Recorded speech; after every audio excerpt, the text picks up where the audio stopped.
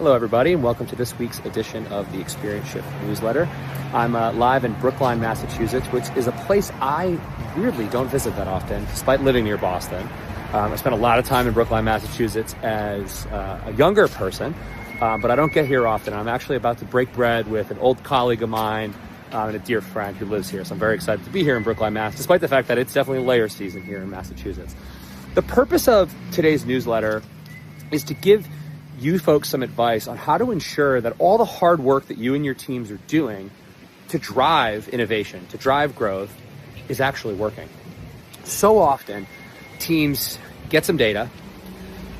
Maybe they understand the problem, maybe they don't. They come up with a solution, they innovate, they come up with a new plan. And you see it in board packs everywhere. You see it in management packs everywhere. We're doing X, we're doing Y, we're doing Z, and it's going to change the world. But if you ever go back 3 months later and ask yourself, well, how do we know if it worked? Oftentimes you don't. And that becomes a problem. So you have this kind of constant cycle of really just like doing stuff and doing work. But the point of showing up isn't to do work. It's to make money. It's to drive impact. And I see it all the time with our own customers as well.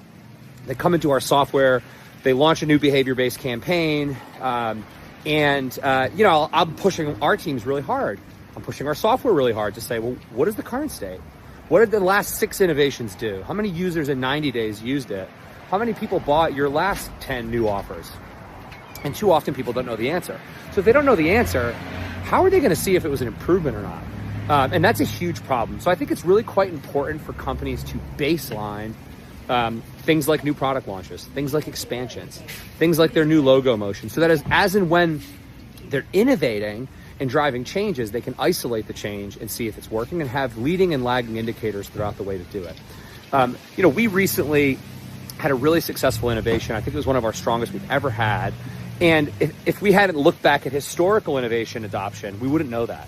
And so I just think it's really critical that when you're doing work, don't just jump to the solution, understand the current state and how you're going to measure your way to the future state, so that a week in, 2 weeks in, 3 weeks in, you can have indicators that you're on the right track. And when someone says, how do you know it's working? You'll say, well, here's how, because this is the current state and these are the needles that we moved. This step gets skipped way too often. So I wanted to share this thought with you. And it was actually inspired by a dear old friend of mine, Chaz Logue, who used to always ask me this question when I used to work with him in a previous life. How will we know, man? Chaz, you know by understanding the current state and plotting your way to the future and having ways to manage the metrics and the team so that you can stay on track. Thanks for listening.